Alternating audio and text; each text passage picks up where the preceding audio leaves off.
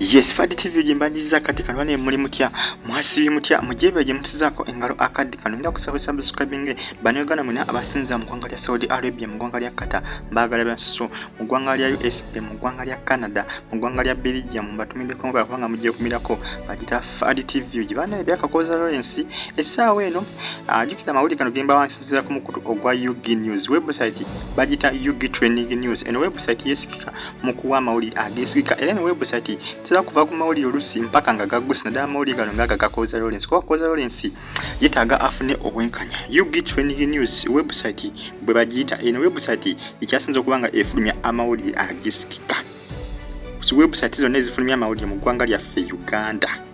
Erisawe ensonga za Kakooza Lawrence zita trendinga mpaka na kakati zikyatambula kwegamba Kakooza Lawrence yetagafuna obwenkanya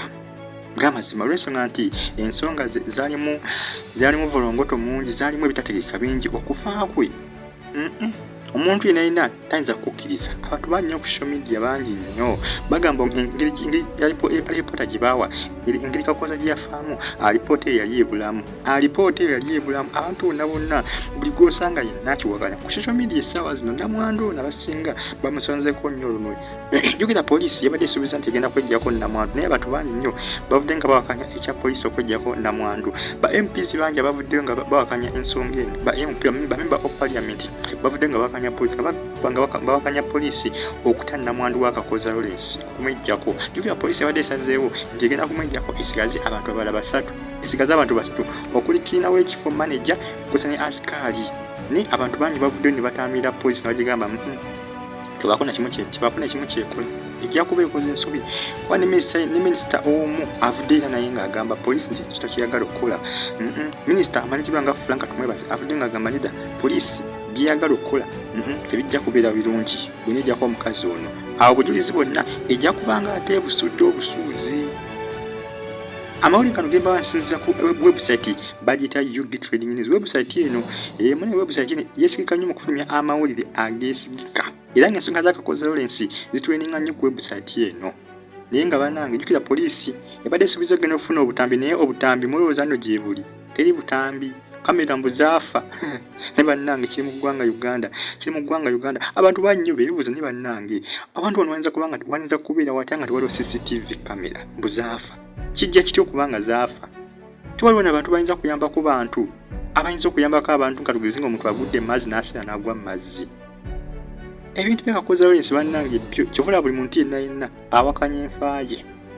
abantu batono abagamba mbu okufa kwe buli muntu asobola okufa bw'atyo batono naye abasigadde omuwendo gwonna ogusinga bagamba nedda niba MPs bangi bonna bavudde nga boogera ensonga era yemu bwetyo baminisita bavudde nga bagamba nedda okufa kwa Kakooza Lawrence nedda walimu ebitategereka bulungi bantu bannyo nga bavudde nga bakuwakanya poliisi bagigambye tekiza ne yejjako omukazi Namwandu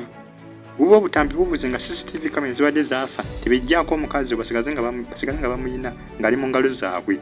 awo bajja kusobola okutuuka ku kinyuzi kubanga omukazi oyo yatambulirako buli kimu kubanga suspect yenna alina ebiseera ebisinga omulabira ku neeyisa omukazi engeri yeeyisaamu ku mukolo abantu abasinga bagamba nedda engeri eyo teyali yakirukiramu newankubadde bagamba nti abamu Europe bwe tebakaaba ku mikolo tebakabira abantu katugeze mu kuziika ne maama kiki kino kuba oyo munnayuganda sigamba nti muzungu abantu abasinga bwe bagamba nti byabadde balowooza niyo babloga badde balowooza nti omuntu engeri gyabadde aludde mu Europe mawanga geebwe mu ggwanga lya UK bw'aba yakopa emize gyabuli abantu abasinga bavudde nga bagamba nedda waba yagikopa mu Ngereza asigalira mu Uganda kwegamba gamazima bino ebintu byo bitabula tebirumya n'omutwe naye nga poliisi esuubize eraga ekyalemeddeko poliisi yesuubize okulabika nga eremerako ku nsonga eno poliisi yeeraga amaanyi gataddeko nnyo eraga nti situation yenna egenda mu maaso poliisi egiraba poliisi egamba nti embeera negenda mu maaso egiraba era ejja kukola nga giandolinga jjukira maama ye embeera si nnungi olw'ensonga nti abantu ku kyalo batandise okwogera nga bagamba nti mutabani gwo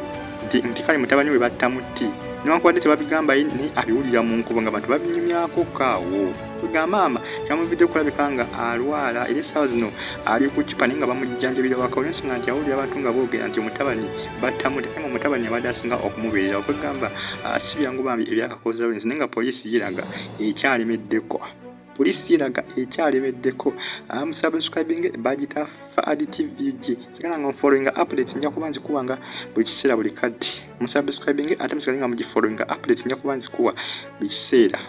mubere bulungi mwera